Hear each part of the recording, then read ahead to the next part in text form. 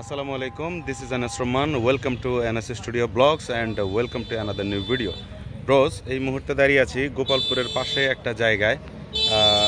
গোপালপুর থেকে ধনবাড়ি যাওয়ার যে রোড, সেই রোডের এইখানে দাঁড়িয়ে আছি। আমার সামনে খুব সুন্দর একটা জায়গা আছে। রাশেদ ভাই কামিং, ওই যে রাশেদ ভাই। তো আমার সামনে সুন্দর একটা জায়গা আছে, যে জায়গাটা আসলে ভেতরের পরিবেশটা অনেক সুন্দর। জায়গাটার নাম হচ্ছে রূপকথার গল্প। তো এই রূপকথার গল্পে আজকে আপনাদেরকে নিয়ে যাব। ভেতরের পরিবেশটা কিন্তু সত্যিই রূপকথার গল্পের মতো। এখন এই সময়ে আসলে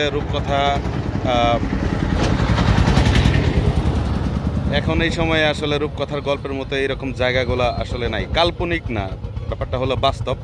দেখেন, এই হচ্ছে রূপকথার গল্প, অসাধারণ সুন্দর, মধুপুর ভট্ট, গোপালপুর, টাঙ্গাইল। এই হচ্ছে প্রবেশ, এই জায়গা দিয়ে প্রবেশ করা যাবে। তো মজার ব্যাপার হলো যে কোনো এন্ট্রি ফি নাই, কোনো ধরনের কোনো এন্ট্রি ফি নাই। তবে প্রধান শর্ত হচ্ছে গাছে হাত দেওয়া যাবে না এবং হচ্ছে কোনো প্রকার ফুল ছেঁড়া যাবে না।